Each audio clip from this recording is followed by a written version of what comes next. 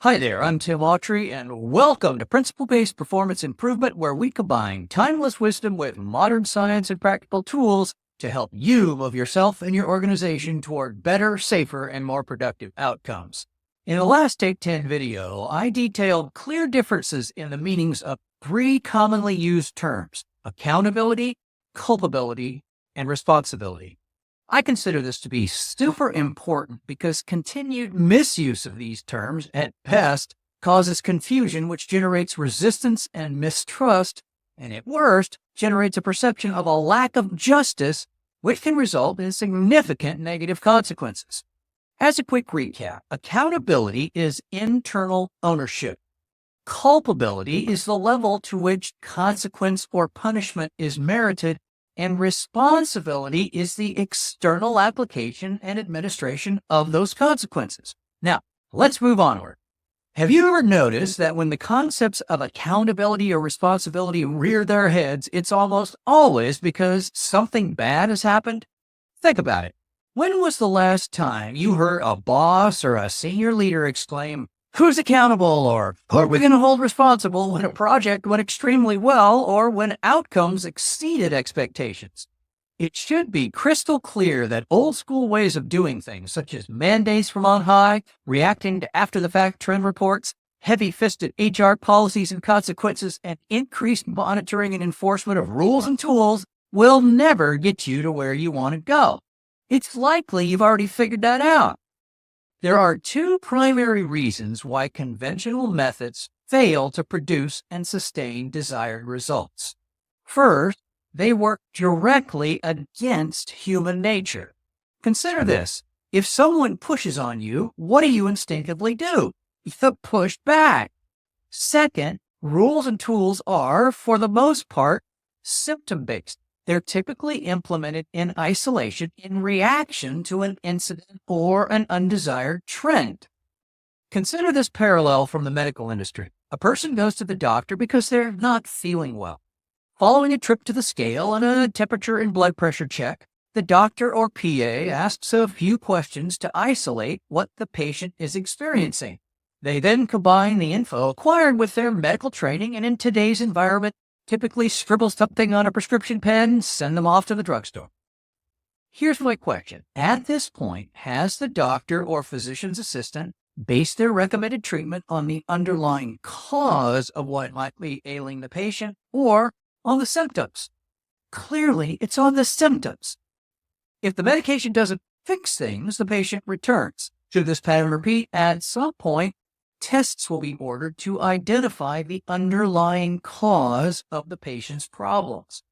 This is such an appropriate parallel to conventional approaches for attempting to improve human and organizational performance, because actions taken in organizations are often based on symptoms, not on underlying causes, and they're prescribed within the context of an isolated incident or a set of conditions, most often without considering a potentially huge multitude of inputs and interconnections.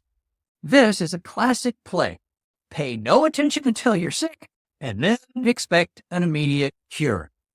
When it comes to health and medicine, we're fortunately beginning to see many awaken toward a focus on wellness, on proactively improving their diets, exercising, and improving mindfulness to prevent illness, improve quality and length of life, and when minor maladies do arise, for the body to be in good enough shape to heal itself.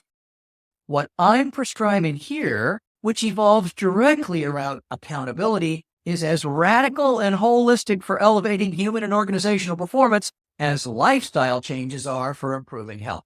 It's about drawing a line in the sand and choosing to be proactive rather than reactive. Let's get to it. For the rest of this episode, we're going to talk about accountability as a positive force, an incredibly positive force that can rapidly fire up momentums and elevate outcomes. First, let's revisit our definition of accountability, which is ownership of one's choices, actions, and behaviors, and the outcomes and consequences they generate. Okay, so we recognize that accountability involves ownership and is therefore internal. This is great. Unfortunately, accountability is still most often considered and discussed only after something bad has happened. Look, if your true desire is for things to get better and stay better, the way to do so is to flip the whole equation, to flip the accountability thing 180 degrees to where you and your team members are looking and moving forward rather than focusing on the rearview mirror. Doing so is what's called proactive accountability, which is anticipating perceived problems and opportunities while fully owning one's choices, actions, behaviors, and outcomes. Let's make it personal for a moment. How might your life improve personally and professionally when you start actively anticipating problems or opportunities and then own your role in either preventing the bad thing or taking advantage of the good thing? On the job, what would your work environment and ultimately your culture look like as more and more team members become proactively accountable? How do you think this might impact mindsets? How about outcomes? What might happen to safety and error rates as team members proactively eliminate traps, roadblocks, and landmines, those things that stand directly in the face of productivity and set people up to make mistakes? Proactive accountability in organizations has as much global impact on performance as changes in lifestyle have on a person's health. And where this really gets interesting is when proactive accountability goes viral. This is where you take advantage of what's called the network effect.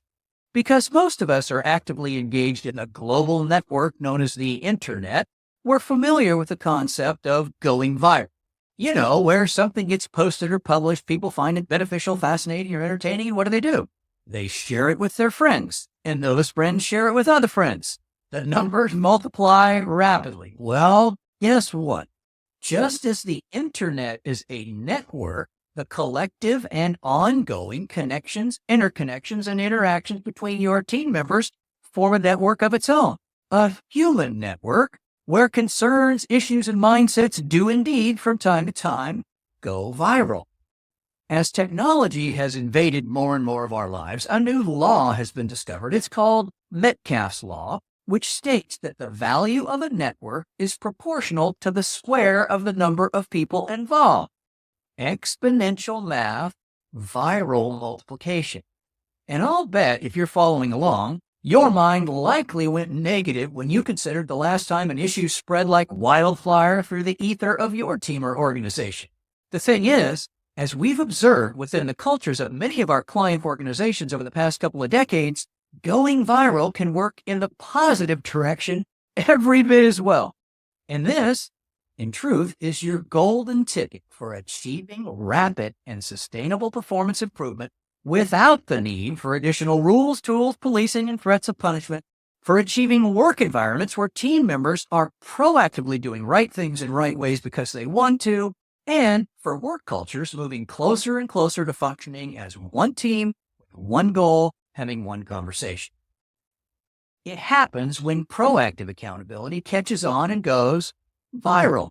It's called, as you might have guessed, viral accountability. Here's the definition of viral accountability. It's an environment where team member ownership, proactive actions, and positive interactions spontaneously generate continually improving outcomes. Okay, that sounds really cool, nice and positive, but how the heck do you get there? You engineers, math majors, and scientists will appreciate that the quickest and easiest way I could figure to explain how viral accountability is achieved is with another very simple formula. In this formula, PA stands for proactive accountability. This is the person-by-person internalization and looking forward ownership of choices, actions, behaviors, and outcome. PL represents peer leadership. Here's the deal with this one.